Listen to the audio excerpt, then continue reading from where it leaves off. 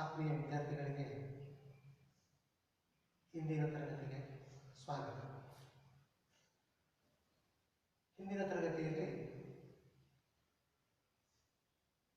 ನಾನು ಬ್ರಿಜ್ ಕೋರ್ಸನ್ನು ಮಾಡಿದೆ. ಅಂದರೆ ನೀವು ಪ್ರೌಢಶಾಲೆಯಲ್ಲಿ ಸಮಾಜಶಾಸ್ತ್ರದಲ್ಲಿ ಏನೇನು ಓದಿರ್ತೀರಿ, ಮುಂದೆ ಪ್ರಥಮ PUCಗೆ ಬಂದಾಗ ಏನೇನು ಓದಬೇಕು, ಹೀಗೆ ಪ್ರೌಢಶಾಲೆಯಿಂದ ಮತ್ತು ಕಾಲೇಜಿಗೆ ಬರುವಾಗ ಅಥವಾ PUC ಓದುವಾಗ ಅದ್ರ ಮಧ್ಯೆ ಏನಾದರೂ ಲಿಂಕ್ ಇದೆಯಾ ಅಥವಾ ಸಂಬಂಧ ಇದೆಯಾ ಅಂತ ನಾನು ಬ್ರಿಜ್ ಕೋರ್ಸ್ನಲ್ಲಿ ಹೇಳಿದೆ. ಜೊತೆಗೆ ಪ್ರಥಮ PUC ಸಮಾಜಶಾಸ್ತ್ರ ವಿಷಯದಲ್ಲಿ ಒಟ್ಟು 8 ಅಧ್ಯಾಯಗಳು ಇದೆ ಅಂತ ಕೂಡ ನನಗೆ ಹೇಳಿದ್ದೆ. ಆ 8 ಅಧ್ಯಾಯಗಳು ಯಾವುವು ಅನ್ನೋದನ್ನು ಕೂಡ ನಾನು ಬೋರ್ಡ್ ಮೇಲೆ ಬರೆಸಿದ್ದೆ ಆವಾಗ ಹಿಂದಿನ ತರಗತಿಯಲ್ಲಿ. ಸೊ ಇವತ್ತು ನಾವು ನೇರವಾಗಿ ಪ್ರಥಮ PUC ಸಮಾಜಶಾಸ್ತ್ರದ ಅಧ್ಯಯನಕ್ಕೆ ಬಂದುಬಿಡೋಣ. ಇವತ್ತು ನಾನು ನಿಮಗೆ ಫಸ್ಟ್ ಚಾಪ್ಟರ್ ಅಂದರೆ ಮೊದಲನೇ ಅಧ್ಯಾಯದ ಕುರಿತು ಇವತ್ತು ನಾವು ಅಭ್ಯಾಸವನ್ನು ಮಾಡೋಣ.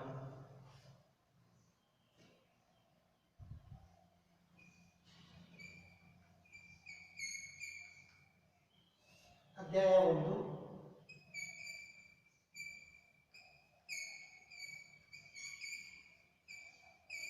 ಸಮಾಜಶಾಸ್ತ್ರದ ಸ್ವರೂಪ. ಸೊ ಅಧ್ಯಾಯ 1 ಸಮಾಜಶಾಸ್ತ್ರದ ಸ್ವರೂಪ ಅಂದರೆ ಏನು, ಸಮಾಜಶಾಸ್ತ್ರ ಅಂದ್ರೆ ಏನು, ಇದರ ಅರ್ಥ ಏನು, ಸಮಾಜಶಾಸ್ತ್ರದ ಪಿತಾಮಹ ಯಾರು, ಇದರ ಬೆಳವಣಿಗೆ ಹೇಗಾಯಿತು, ಇದರ ಲಕ್ಷಣಗಳು ಏನು, ಹೇಗೆ ನಾವು ಸಮಾಜಶಾಸ್ತ್ರವನ್ನು ಒಂದು ವಿಜ್ಞಾನ ಅಂತ ಯಾಕೆ ಕಲಿತೀವಿ,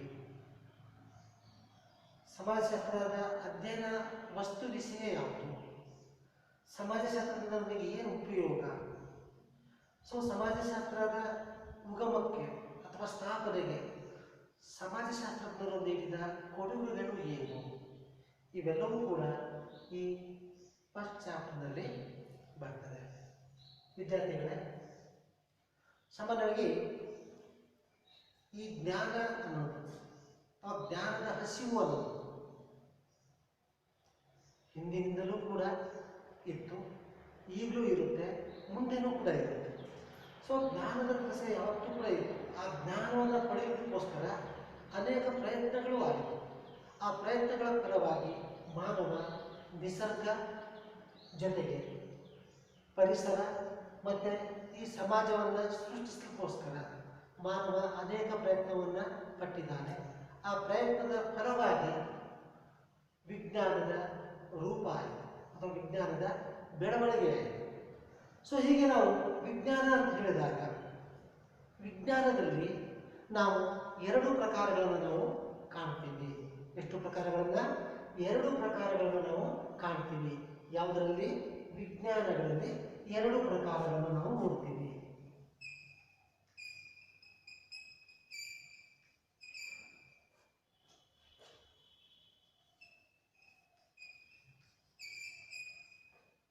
ಪ್ರಕಾರಗಳು 2 ಇದೆ.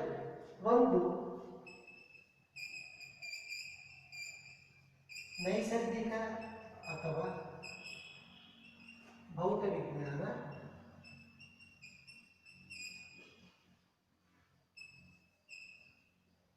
ಎರಡನೇದು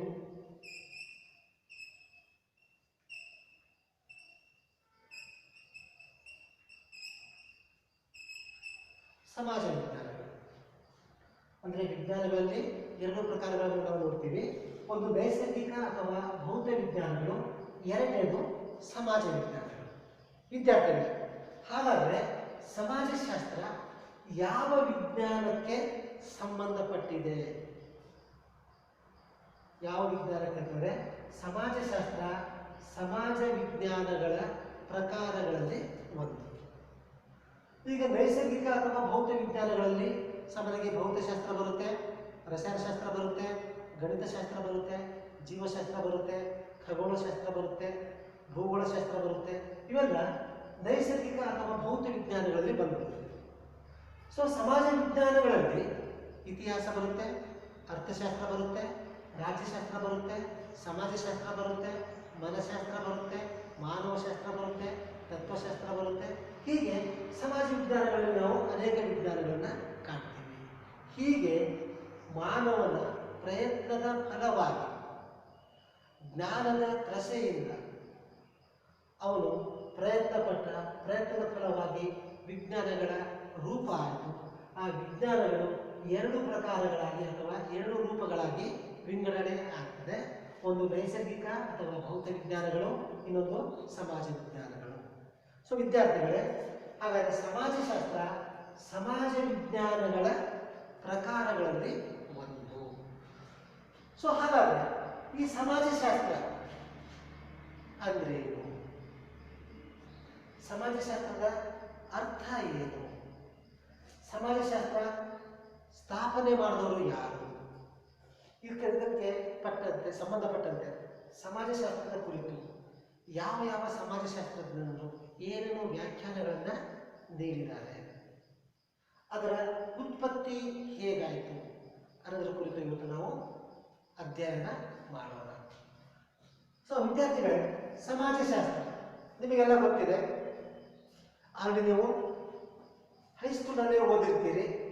ಸಮಾಜಶಾಸ್ತ್ರದ ಪಿತಾಮಹ ಯಾರು? ಸಮಾಜಶಾಸ್ತ್ರದ ಪಿತಾಮಹ? ಆಗಸ್ಟ್ ಕೋಮ್.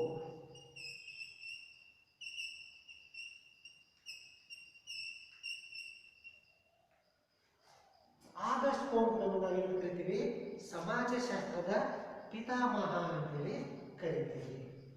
ಸೊ ಹಾಗಾದ್ರೆ ಈ ಸಮಾಜಶಾಸ್ತ್ರ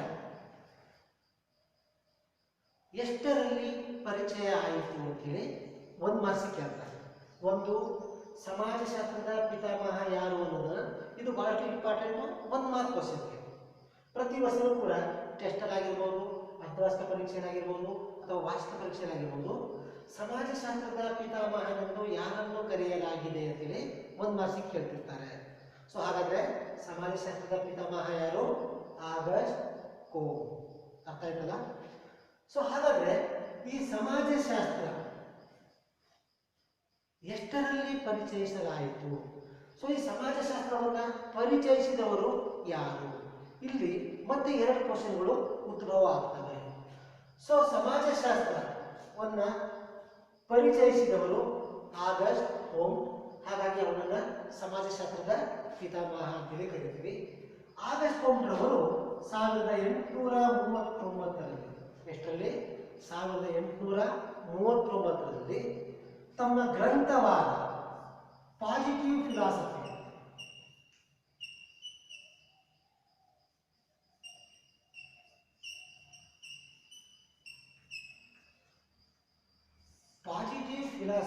ಎಂಬ ಕೃತಿಯಲ್ಲಿ ಅಥವಾ ಗ್ರಂಥದಲ್ಲಿ ಅವರು ಉಪನ್ಯಾಸ ಮಾಡುವಾಗ ಅದಕ್ಕೆ ಅವರು ಸಮಾಜಶಾಸ್ತ್ರ ಅಂತೇಳಿ ಅವರು ಹೆಸರನ್ನಿರ್ತಾರೆ. ಹಾಗಾಗಿ ಆಗಸ್ಟ್ ಕೋಮ್ರವರನ್ನ ಸಮಾಜಶಾಸ್ತ್ರದ ಪಿತಾಮಹ ಅಂತೇಳಿ ಕರಿತೀವಿ. ಸೊ ಆಗಸ್ಟ್ ಕೋಮ್ರವರ ಪ್ರಕಾರ ಅವರು ಸಮಾಜಶಾಸ್ತ್ರ ಮಾನವ ಸಮಾಜವನ್ನು ವೈಜ್ಞಾನಿಕವಾಗಿ ಹಾಗೂ ಸಮಗ್ರವಾಗಿ ಅಧ್ಯಯನ ಮಾಡುವ ಶಾಸ್ತ್ರ ಅಂತೇಳಿ ಅವರು ಕರೆದಿದ್ದಾರೆ. ಅಂದರೆ ಹೇಗೆ ನಾವು ನೈಸರ್ಗಿಕ ವಿಜ್ಞಾನಗಳನ್ನು ನೋಡ್ತೀವೋ ಅದೇ ರೀತಿ ಸಮಾಜ ವಿಜ್ಞಾನಗಳನ್ನು ನೋಡ್ತೀವೋ, ಹೀಗೆ ನೈಸರ್ಗಿಕ ವಿಜ್ಞಾನದಲ್ಲಿ ಭೌತಶಾಸ್ತ್ರ, ರಸಾಯನಶಾಸ್ತ್ರ, ಗಣಿತಶಾಸ್ತ್ರ, ಜೀವಶಾಸ್ತ್ರ, ಖಗೋಳ ವಿಜ್ಞಾನಗಳು ಬರ್ತವೆ.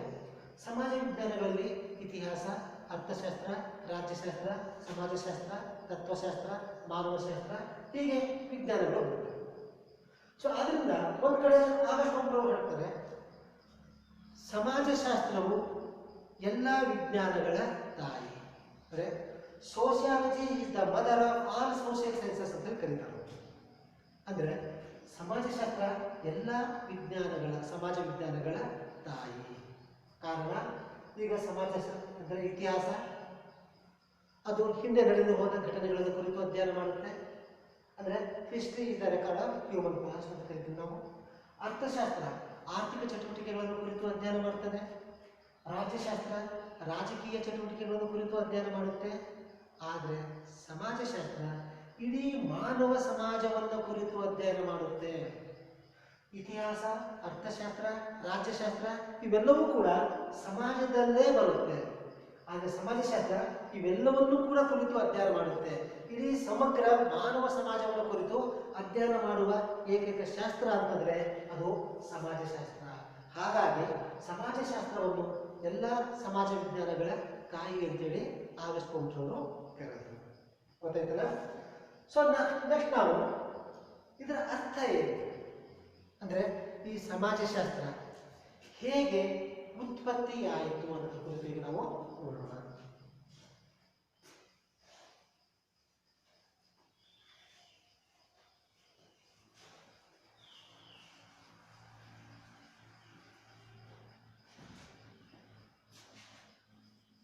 ಸಮಾಜಶಾಸ್ತ್ರದ ಅರ್ಥ ಅಥವಾ ನಾವು ಇದನ್ನು ಕೆಲವೊಮ್ಮೆ ಉಗಮ ಅಂತಲೂ ಕರಿತೀವಿ.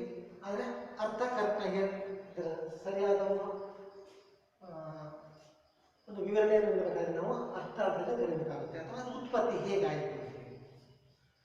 ಸೊ ನಾವು ಸಮಾಜಶಾಸ್ತ್ರವನ್ನು ಇಂಗ್ಲಿಷ್ನಲ್ಲಿ ಅಂತ ಕರಿತೀವಿ, ಸೋಸಿಯಾಲಜಿ ಅಂತ ಕರಿತೀವಿ.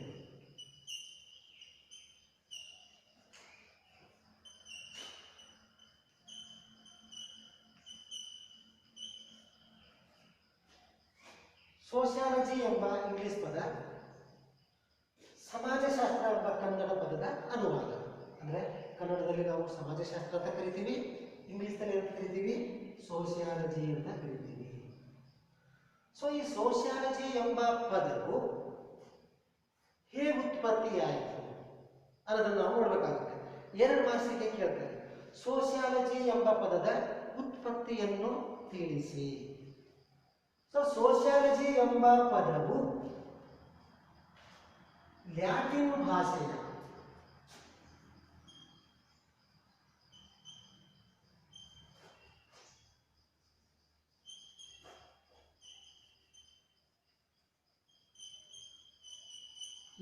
ಭಾಷೆಯ ಸೋಸಿಯಸ್ ಮತ್ತು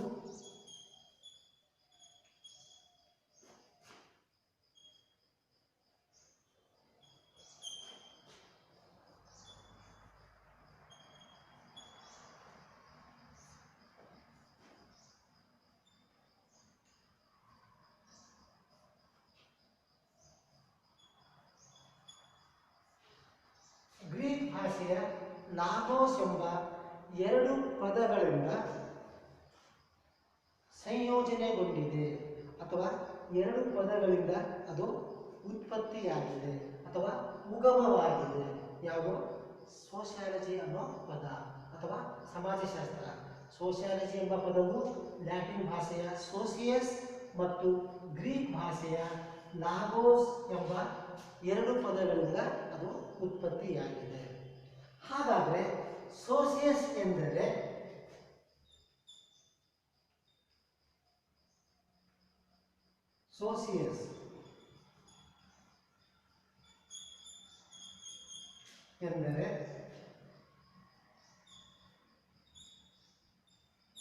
ಸಮಾಜ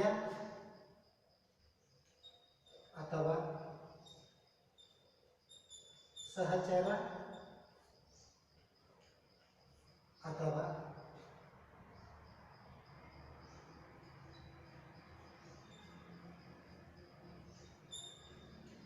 ಒಡನಾಡಿತನ ಅಂತ ಕರಿತೀವಿ.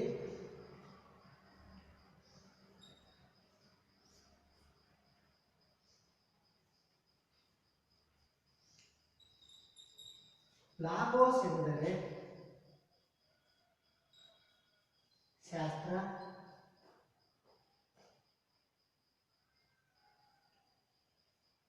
ಅಥವಾ ವಿಜ್ಞಾನ ಅಥವಾ ಅಧ್ಯಯನ ಎಂದರ್ಥ. ಸೊ ಸೋಷಿಯಾಲಜಿ ಎಂಬ ಪದವು ಲ್ಯಾಟಿನ್ ಭಾಷೆಯ ಸೋಸಿಯಸ್ ಮತ್ತು ಗ್ರೀಕ್ ಭಾಷೆಯ ಲಾಗೋಸ್ ಎಂಬ 2 ಪದಗಳಿಂದ ಉತ್ಪತ್ತಿಯಾಗಿದೆ.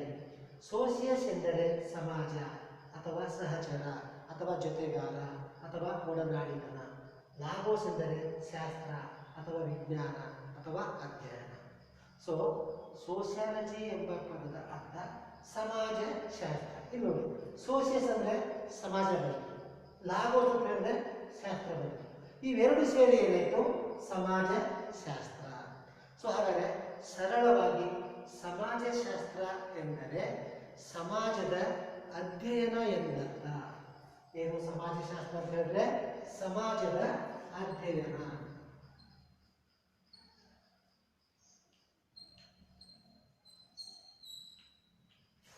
ಅರ್ಥ ಆಯ್ತಲ್ಲ? ಸೊ ಸಮಾಜಶಾಸ್ತ್ರದ ಪಿತಾಮಹ ಯಾರು? ಆಗಸ್ಟ್ ಕೋಮ್ಟ್. ಸಮಾಜಶಾಸ್ತ್ರವನ್ನು ಎಷ್ಟರಲ್ಲಿ ಪರಿಚಯಿಸಿದ್ರು ಅಂತ ಕೇಳಿದ್ರೆ 1839. ಅವರು ಬರೆದಂತಹ ಕೃತಿ ಯಾವುದು ಅಂತ ಕೇಳಿದ್ರೆ ಪಾಸಿಟಿವ್ ಫಿಲಾಸಫಿ. ಹೀಗೆ ಸಮಾಜಶಾಸ್ತ್ರವನ್ನು ಅವರು ಕರೆದ್ರು.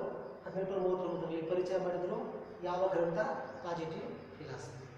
ಅದರ ಉತ್ಪತ್ತಿ ಹೇಗಾಯಿತು? ಅರ್ಥ. ಸೋಷಿಯಾಲಜಿ ಎಂಬ ಪದವು ಲ್ಯಾಟಿನ್ ಭಾಷೆಯ ಸೋಸಿಯಸ್ ಮತ್ತು ಗ್ರೀಕ್ ಭಾಷೆಯ ಲಾಗೋಸ್ ಎಂಬ ಎರಡು ಪದಗಳಿಂದ ಉತ್ಪತ್ತಿಯಾಗಿದೆ. ಸೋಸಿಯಸ್ ಎಂದರೆ ಸಮಾಜ ಅಥವಾ ಸಹಚರ ಅಥವಾ ಜೊತೆಗಾರ ಅಥವಾ ಒಡನಾಡಿತನ. ಲಾಗೋಸ್ ಅಂತ ಹೇಳಿದ್ರೆ ಶಾಸ್ತ್ರ ಅಥವಾ ಅಧ್ಯಯನ. ಸೊ ಸಮಾಜಶಾಸ್ತ್ರ ಅಂತ ಹೇಳಿದ್ರೆ ಸಮಾಜದ ಅಧ್ಯಯನ. ಕ್ಲಿಯರ್ ಆಯ್ತಾ? ಅರ್ಥ ಆಯ್ತಲ್ಲ? ಅರ್ಥ ಆಯ್ತು ಅಂತ ಅಂದ್ಕೊಂಡಿದ್ದೀನಿ. ಸೊ ನೆಕ್ಸ್ಟ್ ನಾವು ವ್ಯಾಖ್ಯೆಗಳಿಗೆ ಬರೋಣ.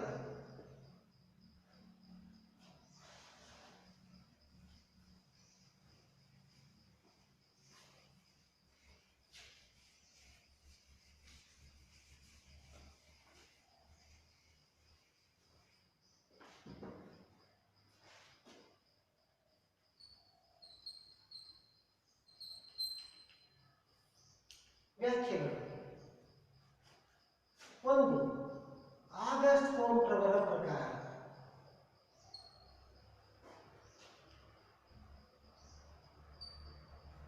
ಆಗಸ್ಟ್ ಕೋಮ್ಟ್ ಅವರು ಇವರ ಪ್ರಕಾರ ಸಮಾಜಶಾಸ್ತ್ರ ಅಂದರೆ ಸರಳವಾಗಿ ಹೇಳೋದಾದ್ರೆ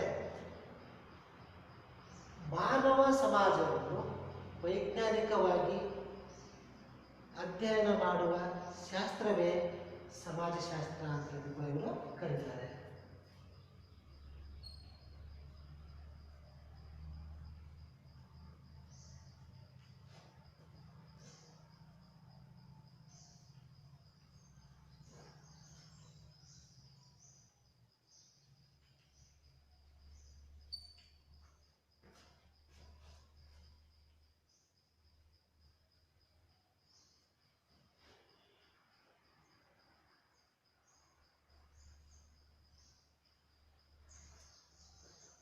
ಸರಳವಾಗಿ ನೋಡೋದು. ಮತ್ತು ಇವರು ಕೊಟ್ಟಿರುವ ವ್ಯಾಖ್ಯಾನ ಅಂತ ಹೇಳಿದ್ರೆ ಸಮಾಜಶಾಸ್ತ್ರವು ನಿಸರ್ಗ ಸಹಜವಾದ ಸಮಾಜಶಾಸ್ತ್ರವು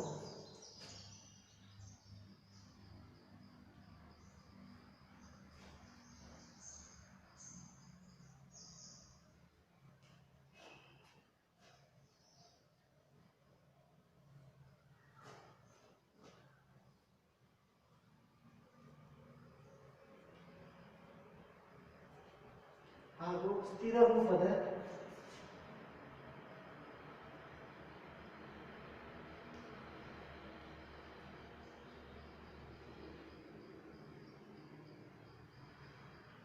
ಒಳಪಟ್ಟ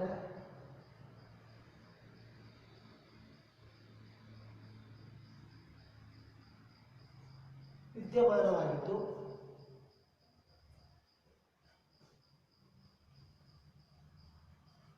ಅಂತಹ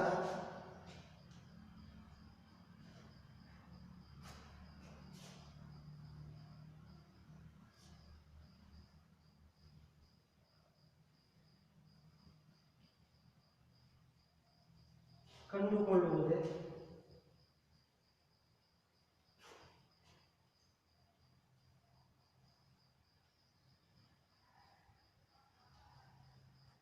ಅದರ ಶೋಧನೆಯ ಉದ್ದೇಶವಾಗಿರುತ್ತದೆ.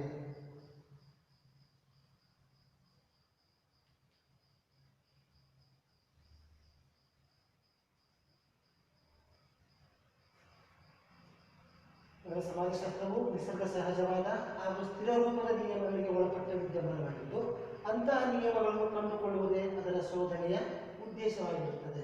ಅಂದರೆ ಇದರರ್ಥ ವೈಜ್ಞಾನಿಕ ಅಧ್ಯಯನ ಅಂದರೆ ಯಾವುದೇ ಒಂದು ವಿಜ್ಞಾನ ಅಥವಾ ಯಾವುದೇ ಒಂದು ಜ್ಞಾನ ಅದು ವಿಜ್ಞಾನ ಅಂತ ಕರ್ಸ್ಕೊಳ್ಬೇಕಾದ್ರೆ ಅದು ವೈಜ್ಞಾನಿಕ ವಿಧಾನವನ್ನು ತನ್ನ ಅಧ್ಯಯನದಲ್ಲಿ ಅಳವಡಿಸ್ಕೊಳ್ಳಲೇಬೇಕು. ಆಗ ಮಾತ್ರ ಅದು ಒಂದು ಶಾಸ್ತ್ರ ಅಥವಾ ವಿಜ್ಞಾನ ಆಗಲಿಕ್ಕೆ ಸಾಧ್ಯ. ಹಾಗಾಗಿ ಅವರು ಸಮಾಜಶಾಸ್ತ್ರವನ್ನು ಒಂದು ವಿಜ್ಞಾನ ಅಂತೇಳಿ ಕರೆದರು. ಯಾಕೆಂದರೆ ಸಮಾಜಶಾಸ್ತ್ರವನ್ನು ಕೂಡ ನಾವು ವೈಜ್ಞಾನಿಕ ವಿಧಾನಗಳ ಮುಖಾಂತರ ಅಧ್ಯಯನ ಮಾಡಬಹುದು ಅನ್ನೋದನ್ನು ತೋರಿಸ್ಕೊಟ್ಟವರು ಆಗಸ್ಟ್ ಕೋಮ್ಟ್. ಎರಡನೇ ವ್ಯಾಖ್ಯೆ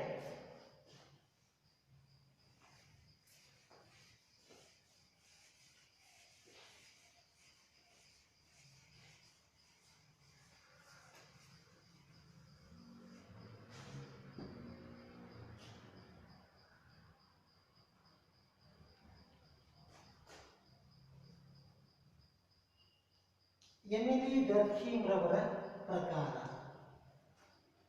ಎಮಿಲಿ ಡರ್ಖೀಮ್ ಇವರು ಕೂಡ ಸಮಾಜಶಾಸ್ತ್ರದ ಸ್ಥಾಪಕ ಪಿತಾಮಹರುಗಳಲ್ಲಿ ಎಮಿಲಿ ಡರ್ಖೀಮ್ ಕೂಡ ಒಬ್ಬರು. ಸೊ ಇವರ ಪ್ರಕಾರ ಸಮಾಜಶಾಸ್ತ್ರ ಅಂದರೆ ಏನು ಅಂದರೆ ಸಮಾಜಶಾಸ್ತ್ರವು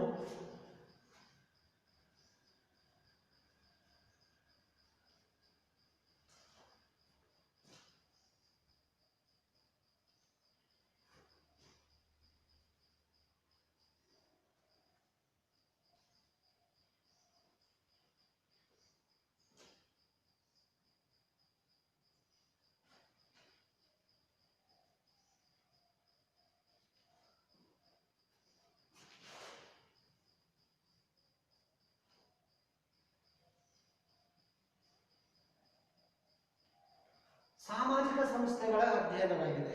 ಇವರ ಪ್ರಕಾರ ಸಮಾಜಶಾಸ್ತ್ರವು ಸಾಮಾಜಿಕ ಸಂಸ್ಥೆಗಳ ಒಂದು ವಿಜ್ಞಾನ, ಸಾಮಾಜಿಕ ಸಂಸ್ಥೆಗಳನ್ನು ಕುರಿತು ಅಧ್ಯಯನ ಮಾಡುವ ಶಾಸ್ತ್ರ ಅಂತೇಳಿ ಎಮಿಲಿ ಡರ್ಖೀಮ್ ರವರು ಹೇಳ್ತಾರೆ. ಸಾಮಾನ್ಯವಾಗಿ ಸಾಮಾಜಿಕ ಸಂಸ್ಥೆಗಳು ಅಂತಂದರೆ ಕುಟುಂಬ, ವಿವಾಹ, ಧರ್ಮ, ಶಿಕ್ಷಣ, ನೈತಿಕತೆ ಇವೆಲ್ಲವೂ ಕೂಡ ಸಾಮಾಜಿಕ ಸಂಸ್ಥೆಗಳು.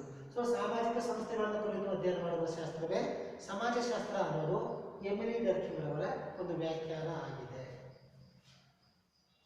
ಮೂರನೇ ವ್ಯಾಖ್ಯೆ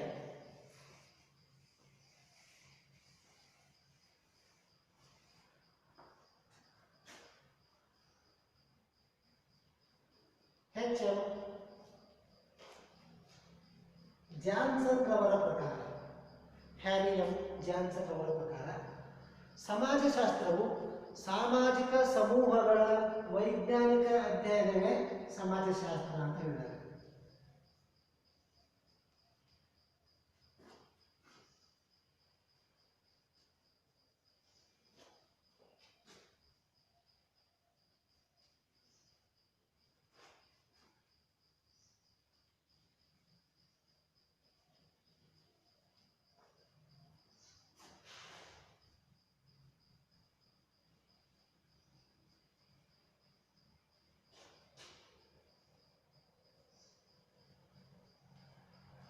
ಸಾಮಾಜಿಕ ಸಮೂಹಗಳ ವೈಜ್ಞಾನಿಕ ಅಧ್ಯಯನವೇ ಸಮಾಜಶಾಸ್ತ್ರ ಅಂತೇಳಿ ವ್ಯಾಖ್ಯಾನ ಕೊಟ್ಟವರು ಯಾರು?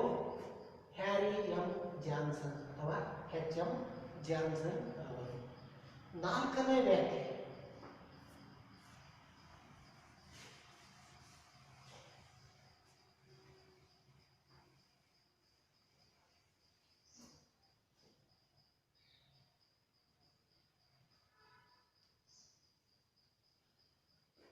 ಮೆಕೈವರ್ ಮತ್ತು ಪೇಜ್.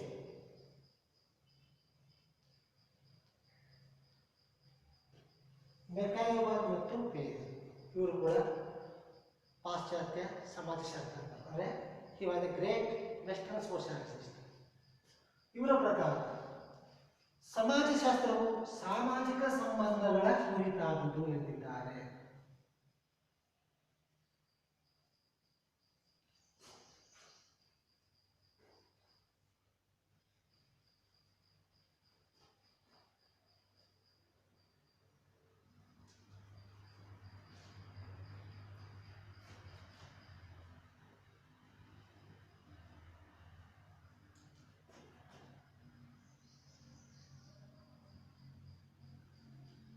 ಸಮಾಜಶಾಸ್ತ್ರವು ಸಾಮಾಜಿಕ ಸಂಬಂಧಗಳ ಕುರಿತಾದುದು. ಸಾಮಾಜಿಕ ಸಂಬಂಧ ಏನಿದು ಸಾಮಾಜಿಕ ಸಂಬಂಧ? ಉದಾಹರಣೆಗೆ ಈ ಸಾಮಾಜಿಕ ಸಂಬಂಧಗಳನ್ನು ನಾವು ಕುಟುಂಬದಲ್ಲಿ ಕಾಣ್ತೀವಿ, ವಿವಾಹದಲ್ಲಿ ಕಾಣ್ತೀವಿ, ಧರ್ಮದಲ್ಲಿ ಕಾಣ್ತೀವಿ, ಶಿಕ್ಷಣದಲ್ಲಿ ಕಾಣ್ತೀವಿ. ಅಂದರೆ ಪರಸ್ಪರ ಸಹಾಯ, ಪರಸ್ಪರ ಸಹಕಾರ, ಕೊಟ್ಟು ತೆಗೆದುಕೊಳ್ಳುವಿಕೆ, ಪರಸ್ಪರ ಕಷ್ಟ ಸುಖದಲ್ಲಿ ಭಾಗಿಯಾಗುವಿಕೆ, ಇವೆಲ್ಲವುಗಳನ್ನು ನಾವು ಕುಟುಂಬದಲ್ಲಿ ಕಾಣ್ತೀವಿ, ಬಂಧುಗಳಲ್ಲಿ ಕಾಣ್ತೀವಿ, ಗೆಳೆಯರಲ್ಲಿ ಕಾಣ್ತೀವಿ ಅಲ್ವಾ? ಅಂತ ಒಂದು ಸಂಬಂಧ, ಅದು ಗುರು ಶಿಷ್ಯರ ಸಂಬಂಧ ಆಗಿರ್ಬೋದು, ತಂದೆ ತಾಯಿ ಮತ್ತು ಮಕ್ಕಳ ಸಂಬಂಧ ಆಗಿರ್ಬೋದು, ವ್ಯಾಪಾರಿ ಮತ್ತು ಗಿರಾಕಿಗಳ ಸಂಬಂಧ ಆಗಿರ್ಬೋದು, ವೈದ್ಯ ಮತ್ತು ರೋಗಿಯ ಸಂಬಂಧ ಆಗಿರ್ಬೋದು. ಹೀಗೆ ಸಮಾಜಶಾಸ್ತ್ರ ಅದು ಸಾಮಾಜಿಕ ಸಂಬಂಧಗಳ ಮೇಲೆ ನಿಂತಿದೆ. ಅಂದರೆ ಸಂಬಂಧ ಅನ್ನೋದು ಬಹಳಷ್ಟು ಮುಖ್ಯ ಆಗುತ್ತೆ. ಆದರೆ ಇವತ್ತು ಸಂಬಂಧಗಳು ಬಹಳಷ್ಟು ಅದರ ಪ್ರಮಾಣ ಕಡಿಮೆ ಆಗ್ತಾ ಇದೆ, ಕ್ಷೀಣಿಸ್ತಾ ಇದೆ. ಯಾಕಂದರೆ ಇವತ್ತು ಮನುಷ್ಯ ದುಡ್ಡಿಗೆ ಮಹತ್ವ ಕೊಡ್ತಾ ಇದ್ದಾರೆ ಹೊರತು ಸಂಬಂಧಕ್ಕೆ ಮಹತ್ವ ಕೊಡ್ತಾ ಇಲ್ಲ. ಹಾಗಾಗಿ ಹಣಕ್ಕಿಂತ ಇಲ್ಲಿ ಸಂಬಂಧ ಮುಖ್ಯ ಆಗುತ್ತೆ. ಕಷ್ಟ ಸುಖಕ್ಕೆ ಆಗೋರು ಸಂಬಂಧಿಕರೇ ಹೊರತು ದುಡ್ಡಲ್ಲ ಅನ್ನೋದು ಕೂಡ ನಾವು ನೆನಪು ಮಾಡ್ಕೋಬೇಕಾಗುತ್ತೆ.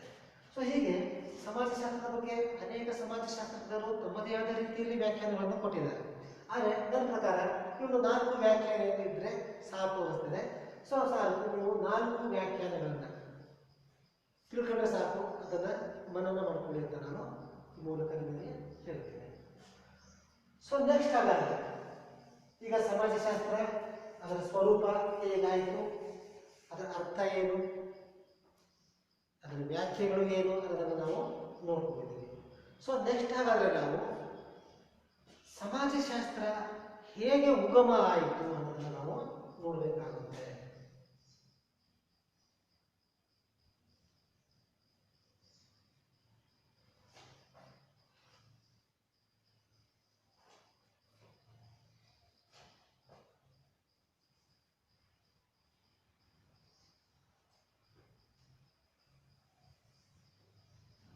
ಸಮಾಜಶಾಸ್ತ್ರದ ಉಗಮ ಮತ್ತು ಬೆಳವಣಿಗೆ, origin and growth of sociology. ಸಮಾಜಶಾಸ್ತ್ರದ ಉಗಮ ಮತ್ತು ಬೆಳವಣಿಗೆ. ಹೇಗೆ ಸಮಾಜಶಾಸ್ತ್ರ ಉಗಮ ಆಯಿತು? ವಿದ್ಯಾರ್ಥಿಗಳೇ, ಸಮಾಜ ವಿಜ್ಞಾನಗಳಲ್ಲಿ ಅತ್ಯಂತ ಕಿರಿಯ ವಿಜ್ಞಾನ ಯಾವುದು ಅಂತ ಹೇಳಿದ್ರೆ ಅದು ಸಮಾಜಶಾಸ್ತ್ರ. ಸೊ ಸಮಾಜ ವಿಜ್ಞಾನಗಳಲ್ಲಿ ಅತ್ಯಂತ ಕಿರಿಯ ವಿಜ್ಞಾನ ಇದು. ಯಾಕೆಂದರೆ 1839ರಲ್ಲಿ ಆಗಸ್ಟ್ ರವರು ಈ ಸಮಾಜಶಾಸ್ತ್ರವನ್ನು ಪರಿಚಯಿಸಿಕೊಡ್ತಾರೆ. ಹಾಗಾದರೆ ಈ 1839ಕ್ಕಿಂತ ಮೊದಲು ಯಾರು ಕೂಡ ಸಮಾಜದ ಬಗ್ಗೆ ಚಿಂತನೆ ಮಾಡಲಿಲ್ಲ ಅನ್ನೋ ಕ್ವಶನ್ ಉದ್ಭವ ಆಗುತ್ತೆ.